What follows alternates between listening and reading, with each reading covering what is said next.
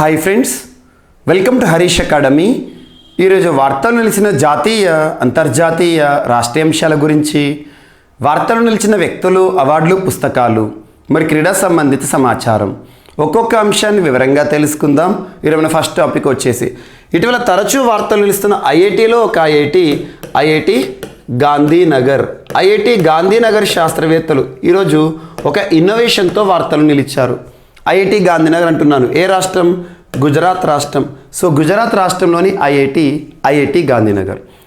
ఈ ఇన్స్టిట్యూషన్కి సంబంధించిన శాస్త్రవేత్తలు ఒక అధునాతనమైన ఒక ఇన్నోవేటెడ్ యానోడ్ పదార్థాన్ని కనుగొని వార్తలు ఇచ్చారు. ఒక యానోడ్ పదార్థం, యానోడ్ని కనుగొని వార్తలు ఇచ్చారు. దేనికోసం ఉపయుక్తంగా ఉంటుంది ఈ యానోడ్ అంటే? ముఖ్యంగా ఎలక్ట్రానిక్ పరికరాలు ఉంటాయి కదా, లేదా ఎలక్ట్రిక్ వాహనాలు ఏవైతే ఉంటాయో వీటన్నిటిలో కూడా వాడే కామన్ పాయింట్ ఏంటి? బ్యాటరీ. సో బ్యాటరీస్ ఏవైతే ఉంటాయి, లిథియం అయాన్ బేస్డ్ బ్యాటరీస్ని వాడతాం కదా, వీటి యొక్క ఛార్జింగ్ అనేది చాలా సమస్య. ఛార్జింగ్ అనేది చాలా లేట్ అవ్వడం and at the same time ఆ ఛార్జింగ్ అనేది ఎక్కువ కాలం ఉండకపోవడం, ఇటువంటి సమస్యలు మనం చూస్తూ ఉంటాం ఎలక్ట్రిక్ వాహనాల్లో, వాటిలో కానివ్వండి. అటువంటిది ఎలక్ట్రిక్ వాహనాల్లో కానివ్వండి, ఎలక్ట్రానిక్ పరికరాల్లో కానివ్వండి వాడే బ్యాటరీస్ ఏవైతే ఉంటాయో ఆ బ్యాటరీస్ని అత్యంత వేగంగా ఛార్జింగ్ చేసే సామర్థ్యం ఉన్న ఒక యానోడ్ని ఈరోజు ఏ శాస్త్రవేత్తలు కనుగొని వార్తలు ఇచ్చారు? ఐఐటి గాంధీనగర్ శాస్త్రవేత్తలు, గుజరాత్కి సంబంధించి. సో ఇక్కడ ఒక కెమికల్ పేరు గుర్తుంచుకోండి, టైటానియం డైబోరైడ్ గుర్తుంచుకోండి. టైటానియం డైబోరైడ్ ఆధారిత యానోడ్ ఒక పదార్థం. దీని యొక్క ఉద్దేశం ఏంటి? ఎలక్ట్రిక్ వాహనాల్లో లేదా ఎలక్ట్రానిక్ పరికరాలు ఉపయోగపడే బ్యాటరీ ఏదైతే ఉంటుందో బ్యాటరీ దానిని అత్యంత వేగంగా ఫాస్టెస్ట్ ఛార్జింగ్ కోసం ఉద్దేశించబడిన ఒక ప్రత్యేకమైన యానోడ్. టైటానియం డైబోరైడ్ అనగానే మనకి ఏ ఐఐటి గుర్తుకు రావాలి? ఐఐటి గాంధీనగర్. ఈ ఐఐటి గాంధీనగర్ రీసెర్చర్స్ ఎవరైతే ఉంటారో, ఈ పరిశోధకులు ఎవరైతే ఉంటారో, శాస్త్రవేత్తలు ఎవరైతే ఉంటారో వారికి ఎవరు సహకారాన్ని అందించారంటే advanced institute of science and technology. So జపాన్కి సంబంధించి జపాన్ శాస్త్రవేత్తలు, Japanese advanced institution of science and technology శాస్త్రవేత్తల సహకారంతో ఐఐటి గాంధీనగర్ శాస్త్రవేత్తలు ఒక ప్రత్యేకమైన యానోడ్ పదార్థం టైటానియం డైబోరైడ్ ఆధారిత ప్రత్యేకమైన ఒక యానోడ్ని తయారు చేశారు. బ్యాటరీలను అత్యంత వేగంగా ఇది ఛార్జింగ్ చేస్తుంది అని చెప్పేసి ప్రత్యేకమైన నానో ప్లేట్స్ ఆధారితంగా ఇది పనిచేస్తుంది. జస్ట్ గుర్తుంచుకోండి, ఎగ్జామినేషన్ పాయింట్ ఆఫ్ వ్యూలో టైటానియం డైబోరైడ్ ఆధారిత బ్యాటరీలను ఛార్జింగ్ చేసే లేదా టైటానియం డైబోరైడ్ ఆధారిత యానోడ్. దీని యొక్క ఉద్దేశం ఏంటి? బ్యాటరీలను ఎలక్ట్రిక్ వాహనాల్లో కానివ్వండి, ఎలక్ట్రానిక్ పరికరాల్లో కానీ వాడే బ్యాటరీస్ ఏవైతే ఉంటే వాటిని అత్యంత వేగవంతంగా ఛార్జింగ్ చేసే కెపాసిటీ ఉంటుంది. సో వీరికి ఎవరు సహకారాన్ని అందించారో గుర్తుంచుకోండి, సరిపోతుంది. And at the same time ఇటీవల ఐఐటీలకి సంబంధించి తరచూ ఏదో ఒక అంశాన్ని మనం డిస్కస్ చేయడం జరుగుతుంది రెగ్యులర్గా. ఐఐటీలపైన ప్రత్యేక శ్రద్ధ చూపండి. ఐఐటి గాంధీనగర్ కానివ్వండి, అత్యధిక సార్లు మనకు ఐఐటి మద్రాస్ వార్తల్లోకి వచ్చింది. ఐఐటి మద్రాస్ని ప్రత్యేకంగా చూడండి. ఐఐటి మద్రాస్ సంబంధించి దేశంలోని మొట్టమొదటి 3D హౌస్ కానివ్వండి, and at the same time ఇటీవల శాస్త్ర అనే ఒక ప్రత్యేకమైన మ్యాగజిన్ కానివ్వండి, ఆక్వా మ్యాప్ అనే ఒక అంశం కానివ్వండి, and at the same time IRAD integrated road accident database, and NeoBolt motorised wheelchair, Kadam artificial knee కృత్రిమ మోకాలు, ఇటువంటివి. వీటితో పాటు మిస్లేనియస్ అంశాలు లింక్ చేసుకోండి. And at the same time ఇటీవల ఐఐటి హైదరాబాద్కి సంబంధించి ఐఐటి హైదరాబాద్ స్వరాజబిలిటీ అనే ఒక ఆర్టిఫిషియల్ ఇంటెలిజెన్స్ బేస్డ్ ఏమంటాము ఒక పోర్టల్ని, ముఖ్యంగా దివ్యాంగుల కోసం ఉద్దేశించబడే portal. And at the same time దేశంలోనే మొట్టమొదటి బయోబ్రిక్ బేస్డ్ హౌస్ కానివ్వండి, ఇటువంటి అంశాలు. అండ్ దాంతోపాటు సుజుకి ఇన్నోవేషన్ సెంటర్, ఇటువంటి అంశాలు లింక్ చేసుకోండి. అండ్ ఇటీవల ఐఐటి బాంబే కానివ్వండి నానో స్నిఫర్ అనే ఒక ప్రత్యేకమైన అంశం, పేలుడు పదార్థాలను సూక్ష్మాతి సూక్ష్మమైన క్వాంటిటీలో ఉండే, అత్యంత తక్కువగా ఉండే పేలుడు పదార్థాలను కూడా గుర్తించే nano sniffer. Anti cannons hail guns అనే అంశం ఐఐటి బాంబేకి సంబంధించి. IIT Delhi SERS technology surface enhanced Raman spectroscopy. SERS technology ముఖ్యంగా మానవుల్లో రకరకాల వ్యాధులను అత్యంత వేగంగా గుర్తించే ఒక అధునాతనమైన పరిజ్ఞానం.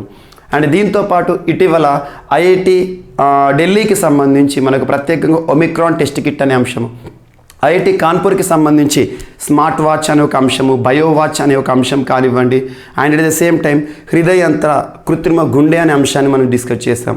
ఐఐటి రోపార్కి సంబంధించి ప్రత్యేకంగా ప్రపంచంలో మొట్టమొదటి plant based air purifier, AmbiTag temperature monitoring tool కానివ్వండి, ఇటువంటి అంశాలు. And at the same time smokeless cremation system అనే అంశం కానివ్వండి. అండ్ ఐఐటి గౌహతికి సంబంధించి లిథియం అయాన్ బ్యాటరీ సామర్థ్య పెంపు, అది ఐఐటి గౌహతి, ఈరోజేమో IIT Gandhinagar. So and at the same time IIT ఖరగ్పూర్కి సంబంధించి దోసకాయల తొక్క నుండి ప్రత్యేకంగా ప్యాకేజింగ్ మెటీరియల్ ఫర్ ఫుడ్ అనే అంశము. అండ్ ఐఐటి ఖరగ్పూర్కి సంబంధించి ఇటీవల బీటిల్ నట్ ఆయిల్ ఎక్స్ట్రాక్షన్, తమలపాకు నుండి నూనెను ఎక్స్ట్రాక్ట్ చేసే పరిజ్ఞానం, ఇటువంటివి లింక్ చేసుకోండి. ఖచ్చితంగా ఎగ్జామినేషన్ పాయింట్ ఆఫ్ వ్యూలో ఐఐటీల పైన క్వశ్చన్స్ అనేవి అడుగుతారు. ఇది రెగ్యులర్గా మీకు చెప్తున్నాను, ఒకసారి చూడండి. అండ్ నెక్స్ట్ వచ్చేసి ఈరోజు సెకండ్ టాపిక్, మొట్టమొదటి అనే అంశం, first, India's first, world first, ఇటువంటి అంశాలు, లాంగెస్ట్, లార్జెస్ట్, సూపర్లేటివ్ వర్డ్స్ ఎక్కడ కనిపించినా వాటిని ప్రత్యేకంగా చూడండి. ఈరోజు ఇండియన్ సైంటిస్ట్, భారత శాస్త్రవేత్తలు దేశంలోనే మొట్టమొదటి ఇండిజీనస్ అనేది చాలా ఇంపార్టెంట్, అంటే స్వదేశీ పరిజ్ఞానం. ఇండిజీనస్ అనే వర్డ్ వచ్చిందంటే స్వదేశీ పరిజ్ఞానం. స్వదేశీ పరిజ్ఞానం అంటే ఏంటి? మన భారతదేశానికి అవసరమైన, మన భారతదేశంలో తయారు చేయబడిన, మన భారతీయ సంస్థలతో తయారు చేయబడిన, మన భారతీయ శాస్త్రవేత్తలు తయారు చేసిన ఇటువంటి పదాలకు ఇండిజినస్ అనే అర్థాన్ని ఇస్తారు. స్వదేశీ, మన స్వదేశీ పరిజ్ఞానంతో తయారు చేయబడిన ఓవర్హాసర్ మ్యాగ్నెటోమీటర్, ఎగ్జామ్లో అడగవచ్చు. ఇటీవల దేశంలోనే మొట్టమొదటి పూర్తి స్వదేశీ పరిజ్ఞానంతో తయారు చేయబడిన ఓవర్హాసర్ మ్యాగ్నెటోమీటర్ ఎవరికి సంబంధించింది, ఎవరు తయారు చేశారో అంటారు. సో ఇండియన్ ఇన్స్టిట్యూట్ ఆఫ్ జియోమాగ్నెటిజం ఎక్కడ ఉంది అంటే ముంబై కేంద్రంగా పనిచేస్తున్న ఒక సంస్థ మనకు ఇండియన్ ఇన్స్టిట్యూట్ ఆఫ్ ఐఐజి అంటాం, జియోమాగ్నెటిజం. వీరేం చేస్తారు? ఒక ఓవర్హాజర్ మ్యాగ్నెటోమీటర్ దేశంలోనే మొట్టమొదటిసారి మన స్వదేశీ పరిజ్ఞానంతో స్వదేశీ సంస్థ తయారు చేసింది. దీని యొక్క ఉద్దేశం ఎందుకోసం ఉపయోగపడుతుంది, ఎందులో ఉపయోగపడుతుంది అంటే all magnetic observatories around the world, ప్రపంచవ్యాప్తంగా మ్యాగ్నెటిక్ అబ్జర్వేటరీస్ ఏవైతే ఉంటాయో వాటన్నిటిని కూడా అధునాతనంగా పరిశీలించి ఒక మ్యాగ్నెటోమీటర్. గుర్తుంచుకోండి, ఎవరు కనుగొన్నారో అంటారు, అంతకుమించి అడగరు. ఇటువంటివి ప్రపంచంలోనే మొట్టమొదటి, దేశంలోనే మొట్టమొదటి, ఇటువంటి సూపర్లేటివ్ వర్డ్స్ ఉంటే వాటి ప్రత్యేకంగా చూడండి. అండ్ రానున్న పోటీ పరీక్షలను దృష్టిలో ఉంచుకొని ముఖ్యంగా ఆంధ్రప్రదేశ్ కానివ్వండి, తెలంగాణ కానివ్వండి, జాతీయ స్థాయిలో ఏ పోటీ పరీక్షను కానివ్వండి, ఒక ఎగ్జామినేషన్ ఉంది అంటే ఆ ఎగ్జామినేషన్లో ఏ టాపిక్స్ ఖచ్చితంగా చదవాలి, వివిధ సబ్జెక్టుల నుండి ఏ టాపిక్స్ చదవాలని చెప్పేసి మీకు స్ట్రాటజీ వీడియోస్ రెగ్యులర్గా తీసుకొస్తున్నాను. ఇప్పటి వరకు ప్రవీణ్ సార్ క్లాసెస్ యూట్యూబ్ ఛానల్ని సబ్స్క్రైబ్ చేసుకోకపోతే ఈరోజే సబ్స్క్రైబ్ చేసుకోండి. అందులో మీకు లైవ్ సెషన్స్ రెగ్యులర్గా కండక్ట్ చేస్తున్నాను. ఏదైనా ఇంపార్టెంట్ అనౌన్స్మెంట్స్ ఉన్నా, లేదా మోడల్ క్వశ్చన్స్ కానివ్వండి, ఇటువంటి టాపిక్స్, స్పెషల్ ఇష్యూ బేస్డ్ అంశాలన్నీ కూడా మనం చూస్తున్నాం. Praveen sir classes YouTube channel ఈరోజే సబ్స్క్రైబ్ చేసుకోండి. మీకు రానున్న రోజుల్లో మరిన్ని ఉపయుక్తమైన వీడియోస్ని కూడా తీసుకొస్తాను. అండ్ నెక్స్ట్ ఈరోజు మరొక అంశం, India to contribute $5 lakh for UN trust fund for counter terrorism. ఇక్కడ మనం గుర్తుంచుకోవాలి, UNSCకి సంబంధించి, UNSC United Nations Security council, ఐక్యరాజ్య సమితికి సంబంధించిన భద్రతా మండలి. UNSCకి సంబంధించి కొన్ని బేసిక్స్. ఈ సంస్థ అక్టోబర్ 24 నాడే ఏర్పడింది, సేమ్ UNO లాగానే 1945 UNSC. సో UNSCలో P5 కంట్రీస్ ఉంటాయి, పర్మనెంట్ 5 శాశ్వత సభ్యత్వం కలిగిన దేశాలు, వీటో పవర్డ్ కంట్రీస్ అంటాం. P5 కంట్రీస్ ఏంటంటే US, UK or Britain, and Russia, China, France, వీటికి వీటో అధికారాలు ఉంటాయి. వీటితో పాటు NP10 కంట్రీస్ అంటాం, నాన్ పర్మనెంట్ 10 కంట్రీస్, 2 సంవత్సరాల కాల పరిమితితో తాత్కాలికంగా కొన్ని దేశాలు ఎన్నికవుతూ ఉంటాయి. ప్రస్తుతం భారతదేశం అందులో సభ్య దేశంగా ఉంది 2021-2022 కాలానికి గాను. అటువంటిది భారత్ 8వసారి యునైటెడ్ నేషన్స్ సెక్యూరిటీ కౌన్సిల్ భద్రతా మండలికి ఎన్నిక కావడం జరిగింది. గత సంవత్సరం 2021 జనవరి నుండి ఉంటుంది. 2022 డిసెంబర్తో మన కాలపరిమితి ముగుస్తుంది, అంటే మన యొక్క టెన్యూర్ అనేది ముగుస్తుంది. ఇందులో భారతదేశం 3 కమిటీలకు హెడ్గా ఉంది. కమిటీలకు హెడ్ అదేంటంటే, ఒకటి counter terrorism committee, Taliban sanctions committee, Libya sanctions committee, 3 కమిటీలు. ఈ 3 కమిటీలకు హెడ్గా భారతదేశం. కౌంటర్ టెర్రరిజం అంటే తీవ్రవాదానికి వ్యతిరేకంగా తీసుకునే నిర్ణయాలన్నీ కూడా భద్రతా మండలికి సంబంధించి భారత ఆధ్వర్యంలో సమావేశం అవుతాయి. ఇటీవల దేశంలో మొట్టమొదటిసారి ముంబైలో, మన ముంబై ఇండియా, సో మహారాష్ట్రలోని ముంబై సిటీలో కౌంటర్ టెర్రరిజం సమ్మిట్ జరిగింది. సో అందులో భారతదేశం ఏమని చేసిందంటే తీవ్రవాదాన్ని అంతమొందించడానికి, తుదముట్టించడానికి ఆల్మోస్ట్ మనకేమంటాం $5 lakh. సో $5 lakh ప్రత్యేకంగా ట్రస్ట్ ఫండ్ కింద రిలీజ్ చేస్తారంట భారత ప్రభుత్వం. తీవ్రవాదాన్ని తుదముట్టించడానికి, అంతమొందించడానికి ఇటీవల కౌంటర్ టెర్రరిజంని దృష్టిలో ఉంచుకొని భారతదేశం ఎంత కంట్రిబ్యూట్ చేయబోతున్నట్టుగా ప్రకటించింది అంటే $5 lakh అమెరికన్ డాలర్స్. అండ్ ఇక్కడ భద్రతా మండలికి సంబంధించి భారత్కి సంబంధించి మరొక ప్రత్యేకత ఏంటంటే గత సంవత్సరం 2021 ఆగస్టు మాసంలో యుఎన్ఎస్సికి అధ్యక్ష హోదాలో బాధ్యత నిర్వర్తించింది. రానున్న 2022 డిసెంబర్ మాసంలో కూడా అధ్యక్ష హోదాలో బాధ్యత నిర్వర్తిస్తూనే భారత్ యొక్క కాల పరిమితి ముగుస్తుంది. ఇది ఒకటి ఇంపార్టెంట్, ఇది గుర్తుంచుకోండి.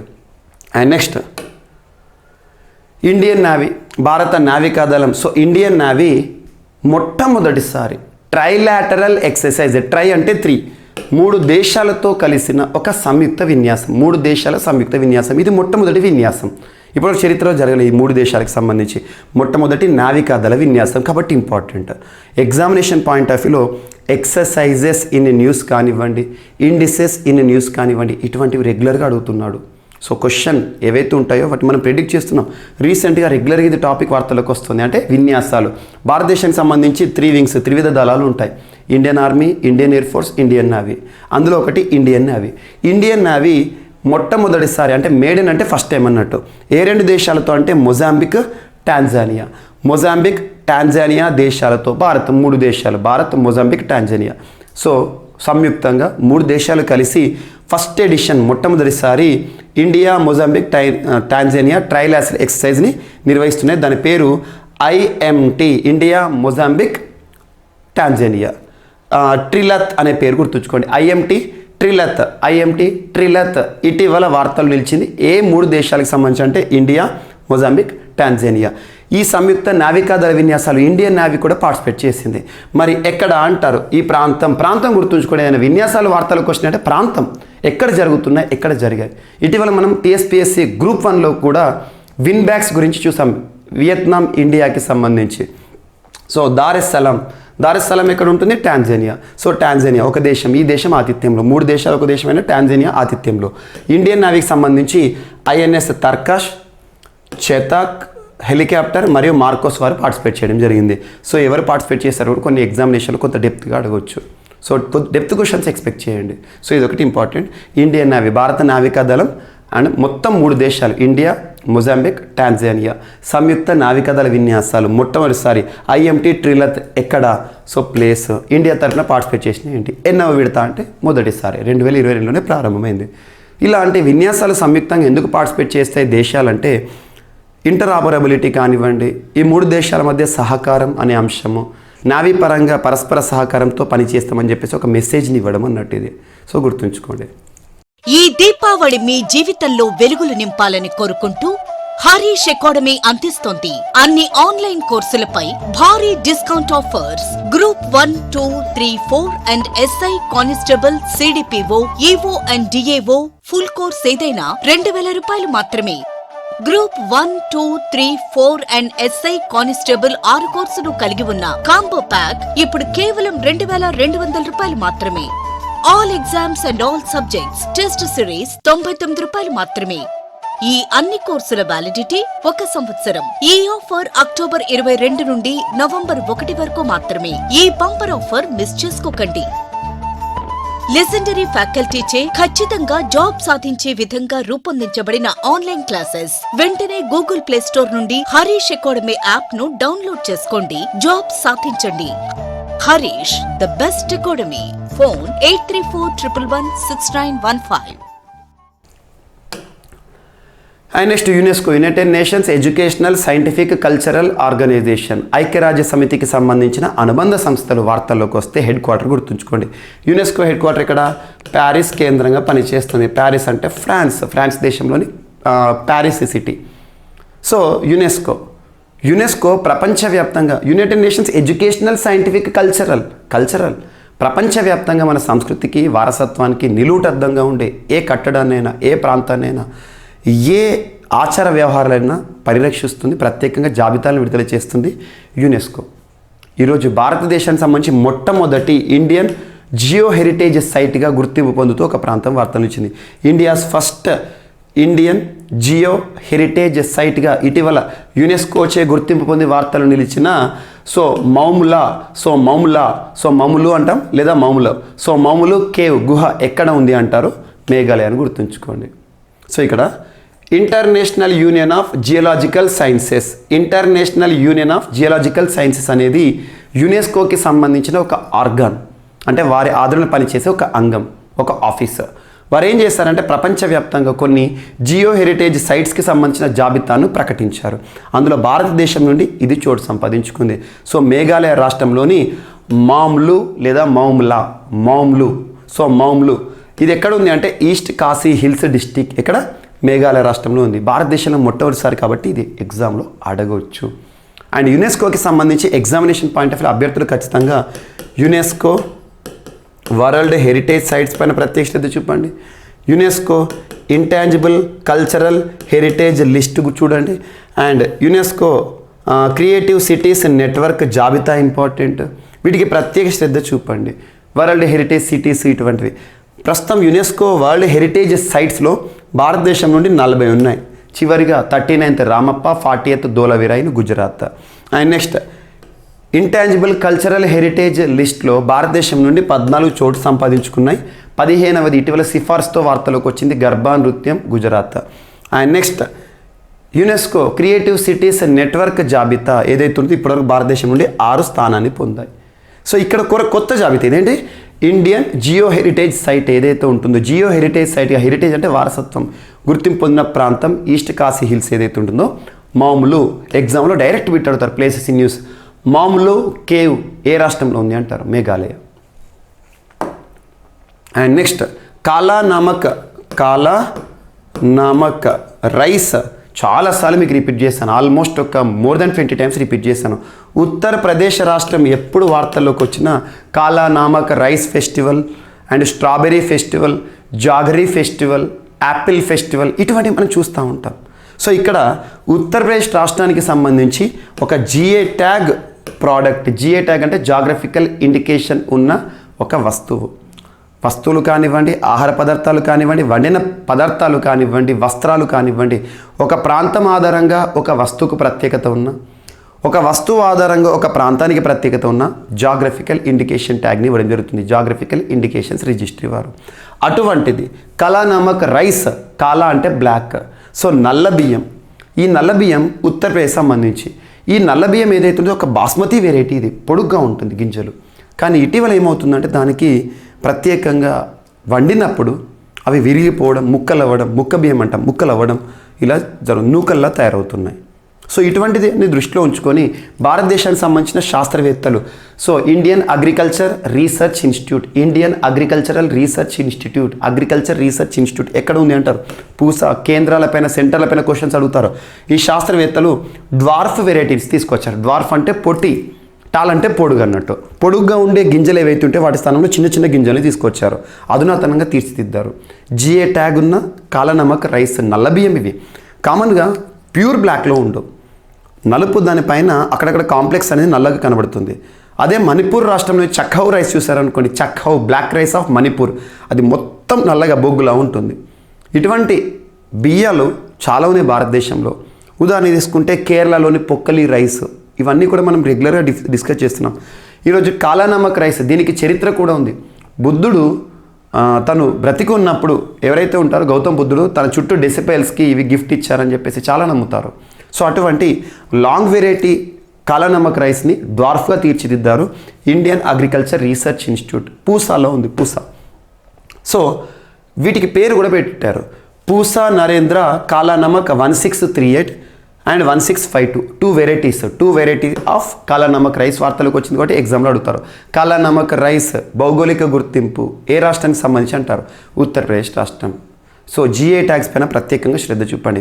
మీకు ఏవైతే నేను చదవండి అని చెప్పేసి ఈరోజు క్లాస్లో చూడండి ఎగ్జాంపుల్, ఈ topic examination point of view important అని చెప్పి చెప్తున్నాను.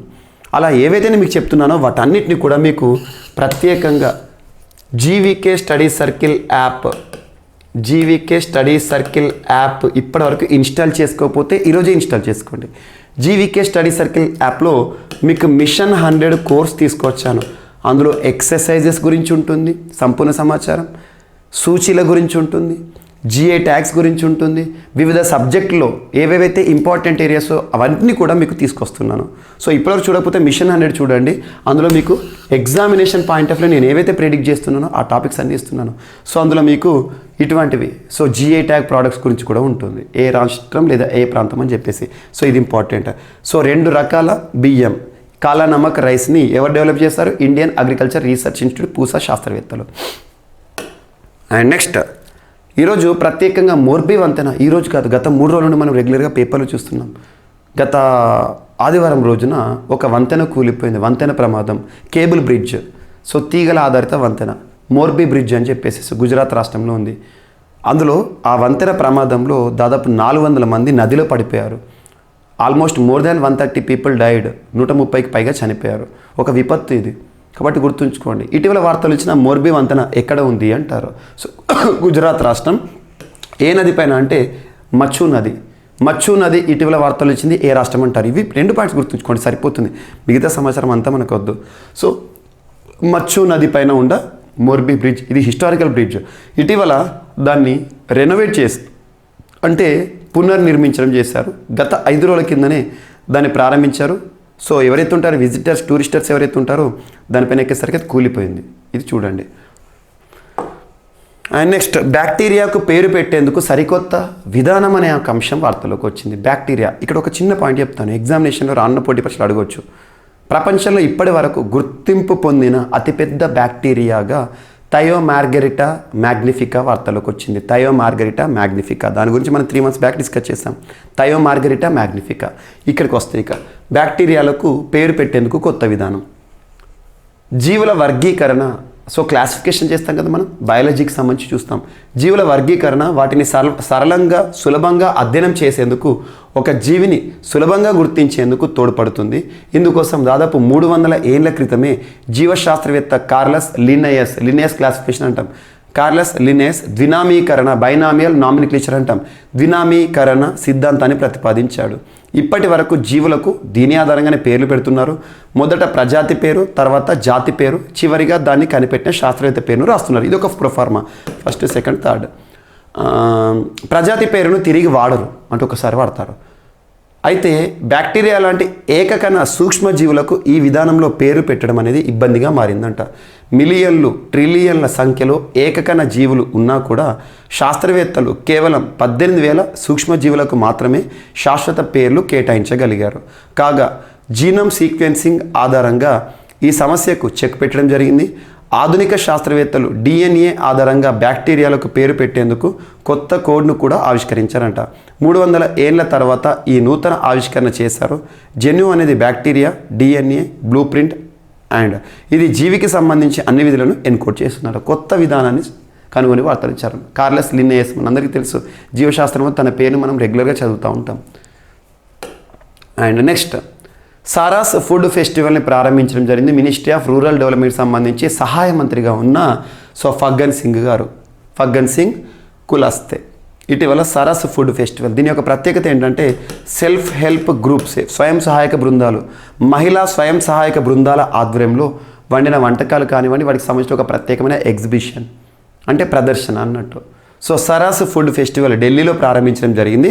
సరాస్ ఫుడ్ ఫెస్టివల్ దేశవ్యాప్తంగా కూడా స్వయం సహాయక బృందాల ఆధారంగా మహిళలు తయారు చేసిన ఆహార పంటలు ఏవైతే ఉంటాయో, ఆహార వంటకాలు ఏవైతే ఉంటాయో వాటికి సంబంధించిన ప్రత్యేకమైన ఫెస్టివల్. అండ్ రాష్ట్రీయ అంశాల్లో భాగంగా ఈరోజు ప్రత్యేకమైన ఒక పేపర్ క్లిప్పింగ్ మనందరం చూసాము. జగనన్నకు చెబుదాం అనే ఒక కార్యక్రమం. జగనన్నకు చెబుతాం, కొత్త ప్రోగ్రాం. జగనన్నకు చెబుదాం లేదా జగనన్నకు చెబుతాం కొత్త ప్రోగ్రామ్ని ఏపీ స్టేట్ గవర్నమెంట్ ప్రారంభించబోతోంది, ఆంధ్రప్రదేశ్ రాష్ట్ర ప్రభుత్వం. ఇందులో భాగంగా ఏం చేస్తారట అంటే ఒక టోల్ ఫ్రీ నెంబర్ని ప్రారంభించేసి ప్రజలకి సంబంధించి ఎవరైనా కూడా బెనిఫిషరీస్, గవర్నమెంట్ యొక్క ఉద్దేశం ఏంటి? Benefits to the beneficiaries. ప్రభుత్వానికి సంబంధించిన సేవలు ప్రజలకు అందనప్పుడు ఖచ్చితంగా ఫిర్యాదులు చేస్తారు. అలా ప్రజలు ఎదుర్కొంటున్న రాష్ట్ర వ్యాప్తంగా ఆంధ్రప్రదేశ్ రాష్ట్రంలోని ప్రజలు ఎదుర్కొంటున్న సమస్యలను నేరుగా జగనన్నకు చెప్పుకునేలా ఆంధ్రప్రదేశ్ రాష్ట్ర ముఖ్యమంత్రి చెప్పుకునే విధంగా ఒక ప్రత్యేకమైన కార్యక్రమాన్ని నవంబర్ 2వ తేదీ నుండి ప్రారంభించబోతున్నట్టుగా ఒక వార్త అనేది సర్క్యులేట్ అవుతుంది. అందుకోసం ఒక టోల్ ఫ్రీ నెంబర్ని కూడా ప్రారంభించబోతున్నారంట. జగనన్నకు చెబుతాం అనే ఒక కార్యక్రమం. అండ్ నెక్స్ట్ ఈరోజు క్రీడలకు సంబంధించిన ఒక అంశం. ఇటీవల ముగిసిన ఫిఫా అండర్-17 women's world cup very very important. మనం చాలాసార్లు చెప్తున్నాను, ఇండియా ఆతిథ్యంలో ఇటీవలే భారతదేశానికి సంబంధించిన ఆల్ ఇండియా ఫుట్బాల్ అసోసియేషన్ పైన ఫిఫా వారు నిషేధాన్ని విధించారు. భారతదేశంలో జరుగుతుందా జరగదా అనుకునే ఒక వరల్డ్ కప్ ముగిసింది. సో ఫిఫా వరల్డ్ కప్ అండర్-17 విమెన్స్ వరల్డ్ కప్ ఆతిథ్యం ఇచ్చిన దేశం ఏదంటే ఇండియా. వీటిపైన క్వశ్చన్స్ అడగవచ్చు. ఆతిథ్యం ఇవ్వనున్న ప్రాంతాలు, ఆతిథ్యం ఇచ్చిన దేశాలు ఇటువంటివని చెప్పేసేసి. సో ముఖ్యంగా వెన్యూస్ ఉంటాయి. ఉదాహరణకి 2032 సంవత్సరంలో జరగనున్న ఒలింపిక్స్ ఎక్కడ జరగబోతున్నాయి, ఇటువంటి క్వశ్చన్స్ అడుగుతారు. సో క్రీడలకు సంబంధించిన షెడ్యూల్స్, వెన్యూస్ పక్కా చూడండి. ఏ సంవత్సరం ఎక్కడ జరగబోతుంది, ఎక్కడ జరిగింది, గడిచిన టర్మ్ది ఏవైతే ఉంటాయో ఒలింపిక్స్ కానీ రానున్న ఒలింపిక్ షెడ్యూల్ ఇటువంటివి చూడండి. ఇక్కడ ప్రపంచ కప్ అంటున్నాను. FIFA federation international they football association, అంతర్జాతీయ ఫుట్బాల్ క్రీడా నిర్వహణ సమాఖ్య. వీరేం చేస్తారు, ఫుట్బాల్కి సంబంధించి నియంత్రణ చేస్తారు. అంటే ఫుట్బాల్ ప్రపంచ కప్ నిర్వహిస్తారు. అండర్-17 విమెన్స్ వరల్డ్ కప్ ఎక్కడ నిర్వహించారు, ఇండియా. సో భారత్ ఆతిథ్యంలో జరిగింది. సో ఇటీవల ఫైనల్లో స్పెయిన్ కొలంబియా పైన విజయం సాధించింది. స్పెయిన్ జట్టు కొలంబియా పైన విజయం సాధించింది. నావీ ముంబై, సో నావీ ముంబై వేదికగా ఫైనల్ మ్యాచ్ ముగిసింది. నావీ ముంబై, సో ముంబై మహారాష్ట్రలో. సో స్పెయిన్ విజేత, కొలంబియా రన్నర్ అప్. సో గుర్తుంచుకోండి, ఇండియా ఆతిథ్యంలో జరిగిన అండర్-17 FIFA world cup women's world cup. And next Indian junior men's team గోల్డ్ని సాధించింది.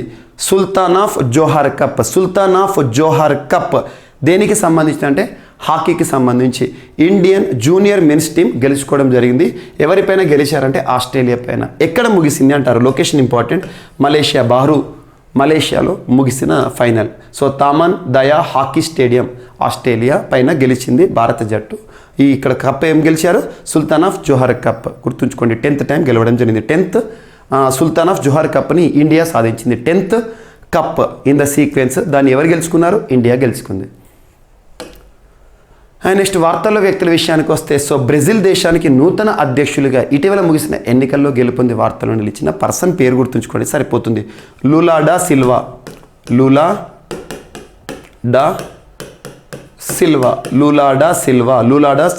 లూయిజ్ ఇనాషియో అంటాం. Louis Inácio Lula da Silva ఇటీవల ఏ దేశానికి నూతన అధ్యక్షునిగా ఇటీవల ముగిసిన ఎన్నికల్లో గెలుపొందారంటే బ్రెజిల్. సో బ్రెజిల్ నూతన దేశాధ్యక్షుడు అని గుర్తుంచుకోండి. దేశాధ్యక్ష ఎన్నికలు, ప్రధాని ఎన్నికలు ఇటువంటి వెరీ వెరీ ఇంపార్టెంట్. అందులోనూ బ్రిటన్కి సంబంధించి రిషి సునాక్ పైన ప్రత్యేక శ్రద్ధ చూపండి. రానున్న పోటీ పరీక్షలో ఖచ్చితంగా క్వశ్చన్స్ అడగబోయే అవకాశం కూడా ఉంటుంది. సో ఇది ఈరోజు మనకు వార్తలు నిలిచిన అంశం. సో ఇక్కడ ఒకసారి ర్యాపిడ్గా చూద్దాం. సో ఐఐటి గాంధీనగర్ శాస్త్రవేత్తలు, ఇండియన్ ఇన్స్టిట్యూట్ ఆఫ్ టెక్నాలజీ శాస్త్రవేత్తలు ప్రత్యేకమైన ఒక యానోడ్ని కనుగొని వార్తల్లోకి వచ్చారు. అండ్ ఇండియన్ సైంటిస్ట్, భారతదేశానికి సంబంధించిన శాస్త్రవేత్తలు ఇండిజినస్ పూర్తి స్వదేశీ పరిజ్ఞానంతో తయారు చేయబడిన మొట్టమొదటి ఓవర్ హాజర్ మ్యాగ్నెటోమీటర్, దీని యొక్క ఉద్దేశం ఏంటో డిస్కస్ చేయడం జరిగింది. అండ్ ఇండియా టు కంట్రిబ్యూట్, భారతదేశం ఎంత మొత్తంలో కంట్రిబ్యూట్ చేయబోతుందంటే $5 lakh. దేనికి సంబంధించి తీవ్రవాదాన్ని తుదముట్టించడానికి. ఇటీవల ఎక్కడ జరిగింది, counter terrorism committee meeting India Mumbai. And మొట్టమొదటిసారి 3 దేశాలకు సంబంధించిన సంయుక్త నావికా దళ విన్యాసాలు ఐఎంటీ ట్రిలత్ ఇండియా, మొజాంబిక్, టాంజానియా, త్రిలత్ 3 దేశాలు. అండ్ యునెస్కోకి సంబంధించి మాములా, సో మాములా కేవ్ ఎక్కడ ఉంది అంటారు, మేఘాలయ. భారతదేశం నుండి మొట్టమొదటి ఇండియన్ జియోగ్రఫికల్ సైట్ లేదా geo heritage site. And Kalanamak rice, కొత్త రైస్ వెరైటీస్ 2 వార్తల్లోకి వచ్చినాయి. ఇండియన్ అగ్రికల్చర్ రీసెర్చ్ ఇన్స్టిట్యూట్ వారు డెవలప్ చేయడం జరిగింది. అండ్ మోర్బీ వంతెన ప్రమాదం ఏ నది పైన అంటే మనకు మచ్చు అనే ఒక నది. ఎక్కడ ఉందంటారు, గుజరాత్. సో బ్యాక్టీరియాకు పేరు పెట్టేందుకు సరికొత్త విధానం అనే అంశాన్ని మనం చూసాము. అండ్ సరాస్ ఫుడ్ ఫెస్టివల్ 2022ను ప్రారంభించడం జరిగింది మినిస్ట్రీ ఆఫ్ రూరల్ డెవలప్మెంట్, కేంద్ర మంత్రి గారు. అండ్ జగనన్నకు చెబుతాం అనే ఒక కార్యక్రమం ఆంధ్రప్రదేశ్ రాష్ట్రానికి సంబంధించి. అండ్ ఫిఫా అండర్-17 విమెన్స్ వరల్డ్ కప్ విజేతగా స్పెయిన్ ఎవరిపైన? కొలంబియా పైన. ఎక్కడ జరిగింది? ఇండియా ఆతిథ్యంలో. And 10th Sultan of Johor cup హాకీకి సంబంధించిన టోర్నీని ఇండియా గెలుచుకోవడం జరిగింది ఆస్ట్రేలియా పైన. ఎక్కడ జరిగిందంటే మలేషియా బారు ప్రాంతం. అండ్ బ్రెజిల్కి సంబంధించి నూతన దేశాధ్యక్షుడిగా ఎన్నికైన Louis Inácio Lula da Silva ఈరోజు బ్రెజిల్ నూతన అధ్యక్షుడిగా ఎన్నికలో గెలుపొంది వార్తలు నిలిచారు. సో ఇవి ఈరోజు వార్తలు నిలిచిన అంశాలు. మిస్లేనియస్ అంశాలు ఏమైనా మిగిలిపోతే మాత్రం రేపటి క్లాస్లో జోడించి మళ్ళీ నేర్చుకుందాం. రేపు కలుద్దాం. Thank you.